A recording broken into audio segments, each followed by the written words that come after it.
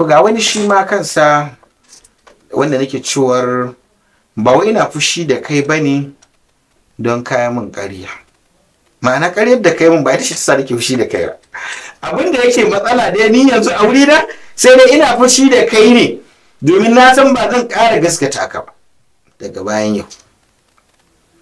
To annabi ya ce la yuldagul mu'min min hujrin marrataini, ba a cizon mumini a rame ɗaya so biyu. Yanzu ka gaya min magana riga da ƙarya ce ba gaskiya ka gaya min ba, sai kuma gobe ka gaya min magana in ki lura. Ha ba saboda Allah ne ka mai da ni ma maka da ci ko sakare ba su abu da ke. So ba wai ina fushi da kai yanzu ni ban damu da ƙaryar farko da kai min ba, amma abin da kalubale maganar za ka gaya min ta gobe to gaskiya da kan Allah ba saurin yadda gaskiya saboda ta jiya ƙarya ka gaya min ina na san gaskiyar ta yau. To dole sai in lura tun da ka gaya min ƙarya a jiya ko da gaskiya ce ka faɗa min a yanzu kan to sai na tsaya fa na da ido na gari abin da ka gaya min gaskiya nan gaskiya a bayyana take. Na ga ƙala Allah ce ƙala Rasulullahi ko ka kawo daga wasu abiyat na magabata wanda haƙiƙa haka abin yake. Haƙiƙa haka abin yake. Ka bincika daga wasu hanyoyin samar da bayani ka tabbatar da cewa din damun haƙiƙa lalle abin haka ya faru sai in gasgata ka based on abin da ya bayyana na gaskiya. Amma dole sai na lura saboda jiya ƙarya kayan. Ma'ana shi da ake cewa ba mafi yawa kuma akwai wani abu da ke faruwa. Wannan abin zan yi wani bayani mai kyau don shi ma zan yi mai rubutun kan shi. Rubutunsa na nan zan ka rubuta amma zan faɗe shi a cikin sharhin wannan. Mana ciwon rabuwa da mutumin da ya maka laifi so da yawa ya fi laifin da ya maka zafi. Mutum ne kuna tare ilan tsawon shekaru a cikin taimakekeniya da mu'amala da dai sauransu. Kwanan sai zo ya maka wani abu wanda in maka duba kisa sai na Abakar wanda hadiminsa ne ya zo kuma ya ƙazafi ga yarsa na Aisha radiyallahu anha.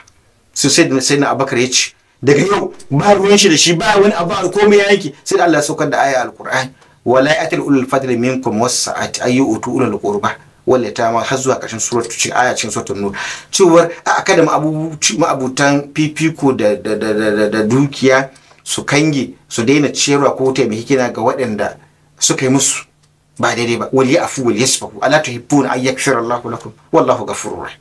Ku ba ku san Allah ya gafarta muku, Allah mai gafara ne mai jin kai. Sannan sai na Abakar ya ce to shikenan ya bari sannan ya dawo cigaba da mu'amalantarsa saboda bai yiwa wanda ka ɗauke shi yaron gidanka komi nashi naka hidimarsa rayuwarsa ka kaf sannan wannan ummul mu'minuna uwan mu'mine mafi tana daga cikin a ce mafi girman daraja daga cikin matan manzon Allah sallallahu alaihi wasallam in ba na Khadija ba wanda rabin addinin musuluncin ma gaba daya annabi sallallahu alaihi wasallam ce a karbi shurna na Aisha radiyallahu anha.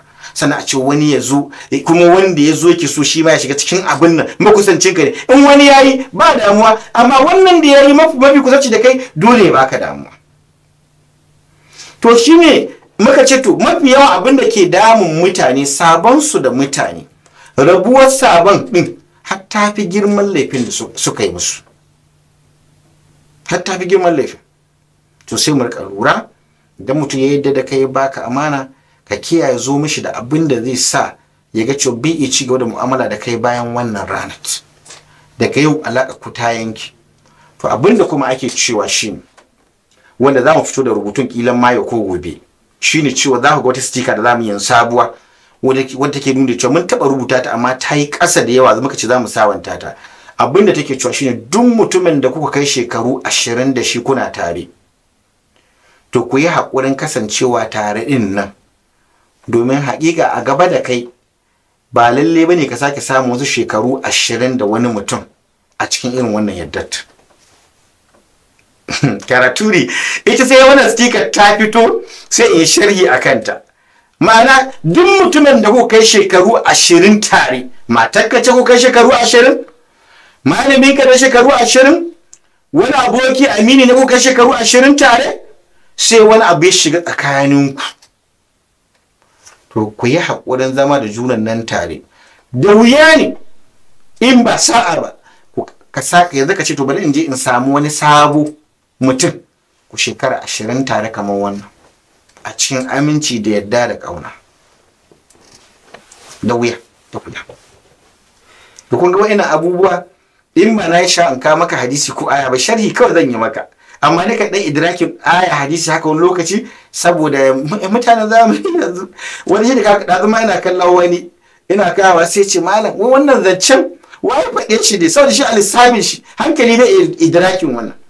In ce maka ni ga kakanni na ka ce man ba zan yi hikima ba maybe da yake yaro da ina ganin karami bai san DITV Aliyu Redo ba, ko bai san baba mu baba Ahmad masu hikima sun ci